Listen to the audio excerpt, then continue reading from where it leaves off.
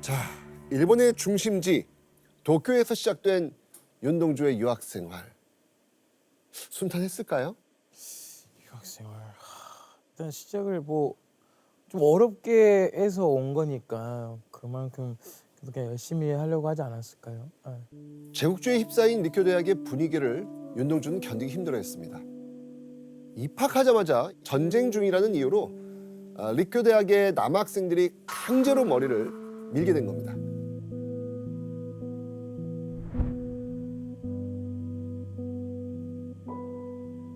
게다가 리쿄 대학에서는 매주 1시간씩 특이한 수업까지 받아야 했거든요.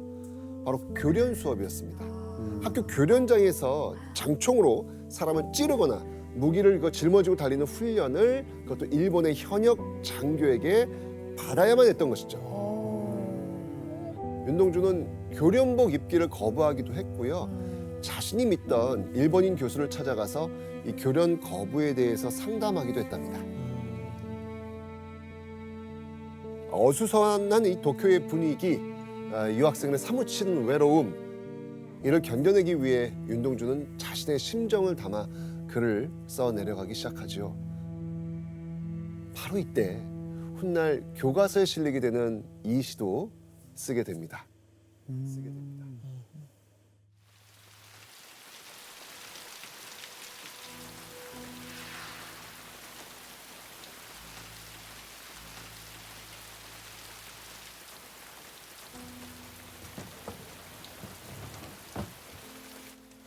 창밖에 밤비가 속살거려 육첩방은 남의 나라.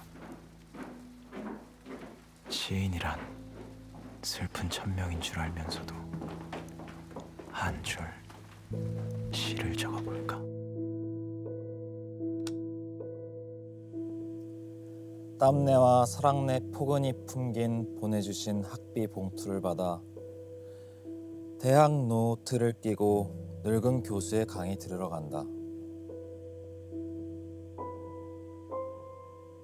생각해보면 어릴 때 동물을 하나 둘 죄다 잃어버리고 나는 무얼 바라 나는 다만 홀로 침전하는 것일까. 인생은 살기 어렵다는데 시가 이렇게 쉽게 쓰여지는 것은 부끄러운 일이다. 아, 기억나요. 이거 쉽게 마지막. 쓰여진 시. 와, 제목도 그렇고. 진웅 씨가 제일 좋아하는 시가 이 쉽게 쓰여진 네네. 시라면서요. 육첩방이 딱 그 다다미 해가지고 일본 그 조그만한 그 몇 평 정말 한두 평 될 만한 방일까요? 그 조그만한 공간만이 허락돼 있는데 심지어 그 공간이 남의 나라라고 끊임없이 옆에서 속삭여주고 있고 피부로 느끼고 있고. 그것마저 남의 나라. 네네. 그것마저 유일하게 그럼 글로 쓰고 이 마음을 표현하는 것밖에 없는 사람이 또 마지막 구절에 이 시가 쉽게 쓰여졌다고 말하니 이걸 보고 있는 저희는 마음이 뭐 찢어질 수밖에 없죠. 그러네요. 네.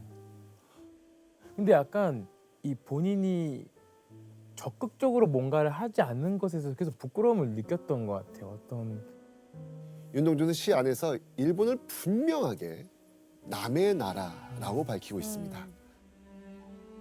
남의 나라이자 일본 제국주의 중심지 도쿄에서 나 혼자 이렇게 편하게 공부해도 되는 걸까? 괴로워하고 있는 겁니다. 그리고 그렇게 리쿄 대학 1학년 첫 학기를 마친 1942년 7월 윤동주는 여름 방학을 맞아 잠시 고향집에 방문을 합니다.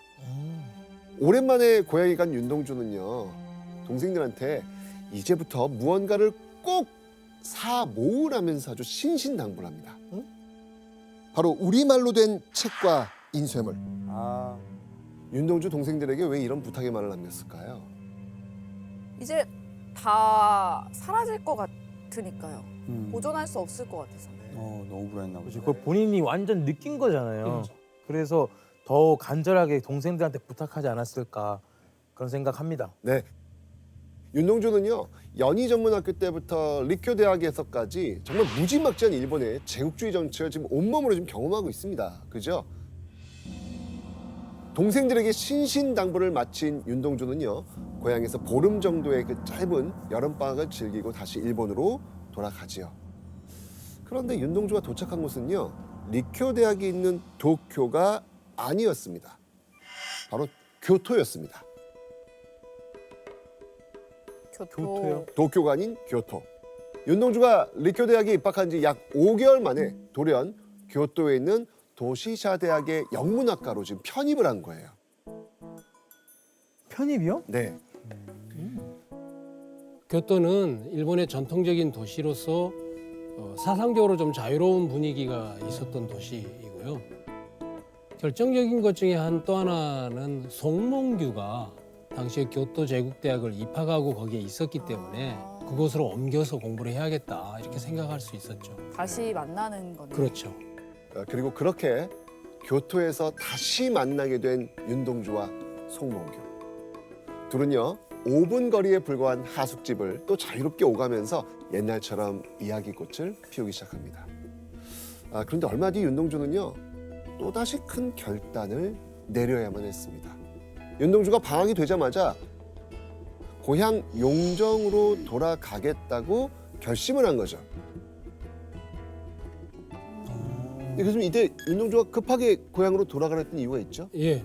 우리 지금 계속 이야기하고 있지만 분위기가 계속 지금 전쟁의 상황에서 악화되고 있는 과정이잖아요. 그런 과정의 연속선상에서 이걸 이해할 필요가 있는데 일본이 아시아 태평양 전쟁 속에서 이 전시 체제를 쭉 또 강화하면서 대학생들도 군대로 가야 된다라고 하는 이 상황에서 방학 기간만이라도 내가 고향에 가서 좀 일본의 그러한 눈초리라 할까 이런 걸 좀 피해서 좀 지내보고 싶다 이런 생각을 갖게 된 거죠. 1943년 7월 윤동주의 도착 예정일이 다가오자 이 초조해진 가족들은요, 윤동주의 여동생 윤혜원을 두만강 건너의 먼 기차역까지 마중 보냈다고 합니다. 그런데 기차역에서 기다리고 또 기다려도 오빠 윤동주가 나타나질 않는 거예요.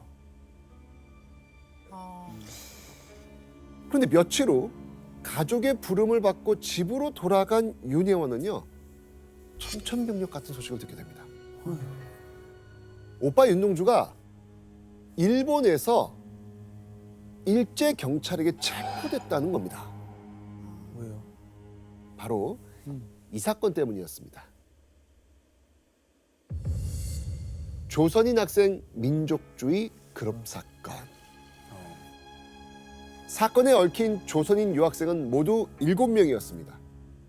그러니까 윤동주가 유학생활하던 일본에서 조선인 학생들끼리 모여 조선의 독립에 대해 이야기했다는 거죠. 사건의 진실은 이랬습니다. 도쿄에서 외롭게 대학 생활을 이어가던 윤동주가 교토에 와서 가장 반가워하고 또 의지했던 사람이 있었죠. 누구? 송몽규. 네. 그런데요, 사실 이때 송명규는요, 일제 경찰의 감시 대상이었거든요. 송몽규는 평범하지 않는 중등학생 과정을 거친 사람이었어요. 이미 1935년에 중앙육군 군관학교라고 있습니다. 육군 장교를 육성하는 학교에 분교가 낙양에 있었는데 네. 거기에 백범 김구 선생님이 미래의 독립군 장교들을 육성하는 과정을 밟고 있는데 그걸 송몽규가 듣고 직접 간 거예요, 그곳에. 그래서 2기로 입학을 했는데 일본이 이걸 안 거죠. 다시 말하자면 당시 일본 영어로 표현하면 불령선인. 불령선. 예. 너는 문제가 있는 사람이니까 감시 대상자였던 거죠. 그리고 이때 송몽규를 감시하던 일제 경찰의 눈에 띈 또 다른 조선인이 있으니 그가 누구다? 윤동주. 바로 송몽규의 사촌이자 오랜 친구인 윤동주였습니다. 일제 경찰이 이 두 사람을 몰래 미행한 기간은요, 무려 1년이나 됩니다. 와, 오래됐네. 하지만 감시당한다는 사실을 꿈에도 몰랐던 윤동주와 송몽규. 조선인 친구들과 모여 자연스럽게 나오는 얘기나 관심 있게 읽은 책 뭐였겠어요? 독립. 독립운동에 대한. 그렇죠. 독립에 관련된 얘기일 거 아닙니까? 그죠? 윤동주와 송몽규의 뒤를 몰래 밟던 일제 경찰은요, 바로 이런 대화를 빌미로 윤동주를 체포했던 겁니다. 예, 사실 윤동주와 송몽규 두 사람의 대화는 뭐 예전 같으면 훈계 또는 뭐 학교 징계 정도, 요 정도로 단순하게 넘어갈 수 있는 그런 사안이었거든요. 그런데 두 사람을 꼼짝없이 걸려들게 한 법이 있었습니다. 바로 이 법 때문이었죠. 신치안유지법. 두 사람의 죄명은 일본어가 아닌 조선어로 시를 쓴 죄, 조선 문화의 유지 향상에 힘쓴 죄. 죄명이 참 난감하죠. 당황스럽습니다. 그러니까요. 아유. 그죠? 그 원래 26년에 만들어진 법으로 쭉 이어오다가 42년에 와서 이걸 강화한 중요한 이유가 전쟁 상황 때문이거든요. 침략 전쟁에서 일본이 점차적으로 폐색이 짙어지면 사람들이 반대 행동을 할 수도 있잖아요. 그러니까 저항이 심해지거나 태업을 한다든지 그런 과정에서 윤동주하고 송명규도 걸려든 케이스인 거죠. 그럼 이때 조선인들 많이 잡혔겠는데요? 그냥 너희 무슨 얘기해? 들어와 이렇게 하면 그렇죠, 되니까. 그러니까 이게 코에 걸면 코걸이, 귀에 걸면 귀걸이. 그렇죠. 이런 상황이 된 거죠. 결국 윤동주와 송몽규 두 사람은요, 똑같이 2년형을 선고받습니다. 그리고 나란히 후쿠오카 형무소 독방에 투옥이 됐죠.